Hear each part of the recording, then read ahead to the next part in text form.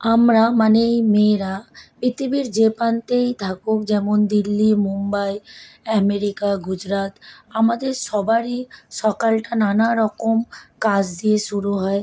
সকালের যে ব্যস্ততা সেটা রাত্তিরে শুতে যাওয়া অবধি থাকে আমাদের। সেটা যদি ঘরের কোনো ঘরোয়া মানে যদি হাউসওয়াইফ হয় তারও, তার সঙ্গে যদি সে ওয়ার্কিং লেডি হয় তাহলে তো আর কথাই নেই। তাকে ঘর-বার সবই সামলাতে হয়। তো এরমভাবেই আমাদের রোজের শুরু হয় দিনটা একটা ব্যস্ততার সঙ্গে, আর শেষও হয় একটা ব্যস্ততার মধ্যে দিয়ে। সেরকমভাবে আরাম আমরা কোনোদিনই পেয়ে থাকি না মেয়েরা। তো এরই মধ্যে আমরা নিজেদের আনন্দ, খুশি মানে সব কিছু খুঁজে নেওয়ার চেষ্টা করি। তো এরকমই একটা ব্যস্ত দিন দিয়ে আমিও আমার দিনটা শুরু করেছিলাম। তো হে এভরিওয়ান, গুড মর্নিং। তো আমি এখানে আমার একটা ব্যস্ত সানডের দিন নিয়ে চলে এসেছি। তো এখানে আমি সকালে যা যা কাজ করেছিলাম মোটামুটি অর্ধেক কাজ করেছিলাম, অর্ধেক এখনও বাকি আছে। তো দেখো এখানে আমি ঝাড়ু মেরে নিচ্ছি, তার আগে আমি বিছনা গুছিয়ে নিয়েছিলাম। তো এরই মধ্যে সবাইকে তোলা হয়ে গেছিলো। অলরেডি একটু লেটেই উঠি আমরা সানডেতে, যেহেতু বাকি দিন আমরা লেটে শুই আর তাড়াতাড়ি উঠি। মানে শুতে শুতে কমসে কম ১টা থেকে ১:৩০ আমাদের বেজেই যায়। আর এই যে উঠি আমরা কিন্তু অনেক সকালে ৬টার মধ্যে। তো এখানে আমি সকালের কাজকর্ম সেরে রেডি হয়ে চলে এসেছি। আর এখানে যাচ্ছি আমরা এবার বাজারে। আমি সানডে মোস্টলি আমার হাসব্যান্ডের সঙ্গে বাজারে যাই। প্রত্যেক সানডে না হলেও বেশিরভাগ সানডে কিন্তু ও আমায় নিয়ে যায়।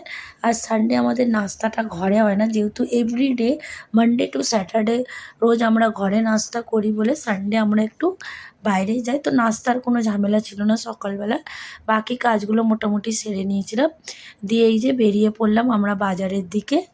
মোটামুটি বাজারে চলে এসেছি। দেখো এটা আমাদের ফিশ মার্কেটও বলতে পারো। আর সবজি মার্কেট কিছু ভেতরে বসে আর কিছু বাইরে বসে। তো এখানে বাইরে গাড়িটা পার্ক করে, এটা মার্কেটটার নাম হচ্ছে আনন্দ মার্কেট। তো এই দেখো এখানে চলে এসেছি আমাদের মাছ নিতে। এখানে কিন্তু বাঙালি আর অবাঙালি দু রকমেরই মাছ পাওয়া যায়।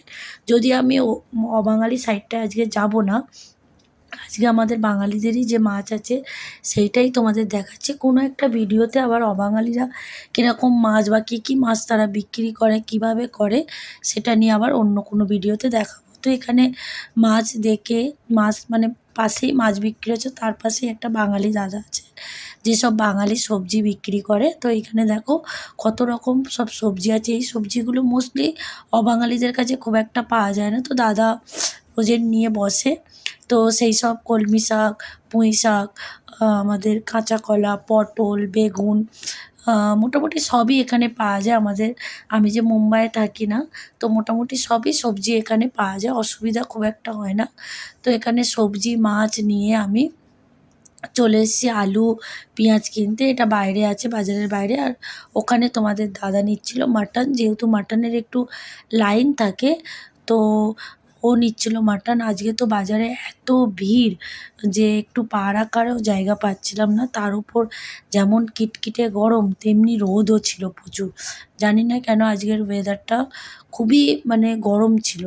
তো এখানেও মাটন নিয়ে চলে এসেছিলো। তো আমার ছেলে এখানে দাঁড়িয়েছিলাম আলু পেঁয়াজ নিয়ে। আর এই দেখো এখানে আমি তারপর নিয়ে নিচ্ছিলাম রসুন। একটু রসুন নিয়ে নিলাম। এখানে পাও কিলো মানে হচ্ছে ২৫০, এই হিসাবেই বিক্রি হয়। মানে পাও কিলো তোমার ৩০ থেকে ৪০ টাকা নিল, ২৫০ রসুন। একটু ম্যাঙ্গা আছে এখানে রসুন। তারপর বাজার করে আমরা চলে এলাম নাস্তা করতে। একটু তাড়াতাড়ির মধ্যেই ছিল, যেহেতু আমাদের একটু লেট হয়ে গেছিলো। তো আমরা একটু তাড়াহুড়োই করছিলাম। মোস্টলি সানডেতে আমরা এই নাস্তাটাই করি। এখানে মাইসুর ধোসা, ইডলি, সাম্বার আর মেদু বড়া নিয়েছিলাম আমরা। তো এই দেখো এখানে আমরা নাস্তা করে নিচ্ছি। আমরা এখানে মানে একটা ছোট্ট রেস্টুরেন্টের মতো আছে, যেখানে নাস্তা শুধু নাস্তাই পাওয়া যায়।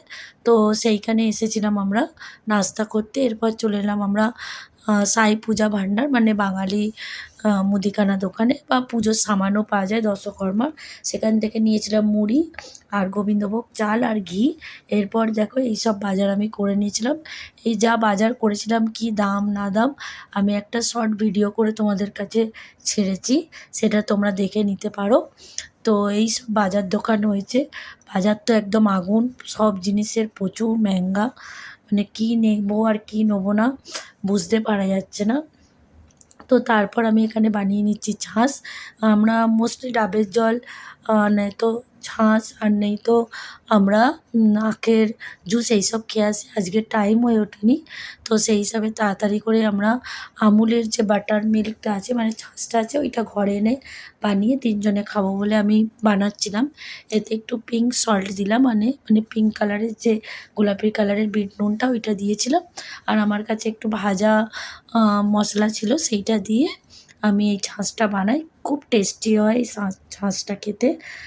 তোমরাও ঘরে বানিয়ে খেয়ে দেখতে পারো। আমুলের এই ছাঁচটা খুবই ভালো, আর পেটের পক্ষে তো এই গরমকালে খুবই ভালো। এরপর দেখো আমি এই দেখো একটা রুই মাছ নিয়েছিলাম জ্যান্ত, আর মাটন নিয়েছিলাম। এই মাছটাই মোস্টলি আমরা ফ্রিজে রেখে দুবারে আমরা করি। আর এই যে মাটন হবে, আর এইদিকে আমাদের বাসন্তী পোলাও হবে, ওই জন্যই গোবিন্দভোগ চাল নিয়ে এসেছিলাম। দাদা ওখানে ম্যারিনেট করছিল মাটনটা, আর আমি এখানে দেখিয়ে দেখিয়ে দিচ্ছিলো। তো আমি বাসন্তী পোলাওটা রেডি করছিলাম। আমি কিন্তু খুব একটা পারি না এইসব রান্না, সিম্পল রান্না পারি। দাদা মানে তোমাদের দাদাই খুব ভালো সব রান্না করতে পারে। ও আমাকে দেখিয়ে দিচ্ছিলো, সেই হিসাবে একটু একটু করে করছিলাম আমি। তো এখানে ঘি দিয়ে তাতে গোটা গরম মশলা সব দিয়ে, তো চালটা একটুখানি নেড়ে চেড়ে নিয়ে চিনি জল দিয়ে এখানে বসিয়ে দেওয়া হলো। কিন্তু মেন ইনগ্রিডিয়েন্ট এখানে কিন্তু জল, মানে জলটা খুব মাপের দিতে হবে। যেরকম তুমি চাল নিচ্ছ ততটাই তোমাকে জল দিতে হবে, নাহলে কিন্তু গলে যেতে পারে। তো আমার বরের তো একটু মানে আঞ্জাতটা খুব ভালো, সেই হিসাবে কোনো দিনই কিরম কিছু হয়নি। আর এখানে আমি কাজু কিশমিশ সব দিয়েছিলাম। আর এই দেখো মোটামুটি হয়ে গেছে বাসন্তী পোলাওটা। ঠান্ডা হলেই এটা ঝোড়ো ঝোড়ো হয়ে যাবে। তো একটু বড়সড় জায়গাতেই করবে তোমরা, করলে কী হয় ওটা চেপকায় না। তো এরপর এই যে মটন কষা হচ্ছে, বাসন্তী পোলাও মটন কষা। আর এখানে কলমি শাক একটু ভাজবো। মোস্টলি এইসব শাক পাক আমাদের বিয়েবাড়িতে তো খাওয়া হয়ে ওঠে না, টাইম পাওয়া যায় না। তো আমরা রবিবার চেষ্টা করি, মধ্যিখানেও হয় কিন্তু রবিবারে আমাদের একটু শাক থাকলে পাতে ভালোই লাগে খেতে। তো এখানে কলমি শাকগুলো বেছে আমি ভালো করে কেটে নিচ্ছিলাম। তো তারপরে এখানে দাদাকে চা দিয়েছিলাম, আর কী যেন বলছিলাম এখন ঠিক মনে নেই। এরপর বসাবো আমরা চাটনি।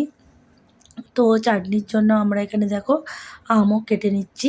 হ্যাঁ, আমাদের এখান থেকে আম নিয়েছিলাম, তো আমগুলো খুব ভালো ছিল। তো এখানে আমার কাছে যেহেতু পাঁচফোড়ন শেষ, তো একটুখানি সর্ষে দিয়েছিলাম। সর্ষে আর শুকনো লঙ্কা দিয়ে আমাদের আমের চাটনিটা বসিয়ে দিলাম। দিয়ে আমের চাটনি একদিকে যখন হচ্ছে তখন এইদিকে আমরা মটনটাও হচ্ছে একদিকে, আর একদিকে আমের চাটনি বসিয়ে দিয়েছিলাম। তোমাদের কার কার আমের চাটনি ভালো লাগে আমায় বলবে। তো এরই মধ্যে একটুখানি মটন মানে কষে দাদা আমাদের দিয়েছিল। আমরা ছোটোবেলা থেকেই মানে কষা একটু আগে খেতে ভালোবাসি, 2-3 পিস তুলে দেওয়া হয় তো টেস্ট করি আমরা। এটা আমার বাপের বাড়িতে খুব আছে, মাও তখন ছোটোবেলায় কষে দিত, তো আমরা খেতাম।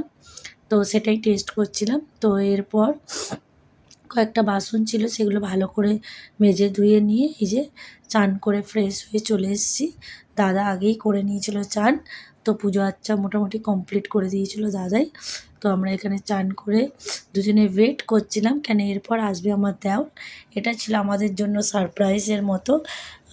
সকাল থেকে কিছুই কনফার্ম ছিল না, তো দুপুরবেলায় হঠাৎ একটু প্রোগ্রাম হয়েছিল বাইরে যাওয়ার জন্য, মানে বিকেলে যাওয়ার জন্য। তো দুপুরবেলায় ওদেরকে বলা হলো যে তোরাও যা রান্না করবি সেটা নিয়ে চলে আয় করে। কিন্তু মানে এটা বলবো যে একটা এই যে আমার দেওরও সেদিন মাটন করেছিল, আমরা কিন্তু জানতাম না।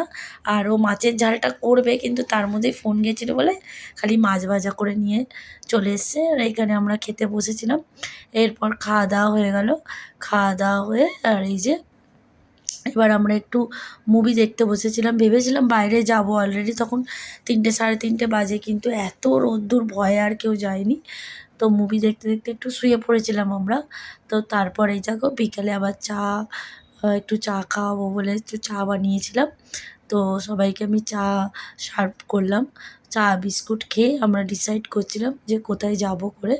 ডিসাইড একটু ছিল, তো ওখানে যাব কিনা সেটাই কনফার্ম করছিলাম। তো এখানে দেখো আমরা সবাই, মুভিটা কিন্তু তখনও শেষ হয়নি, কেন মধ্যিখানে আমরা ঘুমিয়ে পড়েছিলাম, তো খানিকক্ষণ বন্ধ রেখেছিলাম। তারপর আবার চা খেতে খেতে মুভিটা আমরা চালিয়েছিলাম। তো সবাই মিলে মুভি দেখছিলাম, খুব ভালো লাগলো। ওরাও এসেছিলো, সবাই মিলে একসঙ্গে খাওয়া দাওয়া হলো, চা খাওয়া হলো, তো খুব ভাল লাগছিলো। তো তারপর আমরা ডিসাইড করলাম যে চলো একটুখানি আমরা বিচে ঘুরে আসি। তো তখন অলরেডি 6টার ওপরে মানে বেজে গেছে, আমরা ঘর থেকে বেরিয়েছি। তো ওখান থেকে যেতে তো মোস্টলি আমার ঘর থেকে 45 মিনিটসেরও বেশি লাগে, 1 ঘন্টায় ধরে নাও ট্রাফিক নিয়ে যে বিচে যাওয়া যায়। এই দেখো এটা পুরো কিন্তু বিচ, যেহেতু অন্ধকার হয়ে গেছে তোমরা কিছু দেখতে পাবে না। পরে একদিন আবার তোমাদের দেখাবো বিচটা। তো এখানে খুব হাওয়া দিচ্ছিলো, অনেকেই রাত্রিরে আসে এখানে দেখো। তো সেই হিসাবে আমরা একটু হাওয়া খেতেই চলে এলাম। তো আমার ভিডিওটা যদি তোমাদের ভালো লাগে, প্লিজ লাইক, শেয়ার, সাবস্ক্রাইব করে দেবে। Thank you.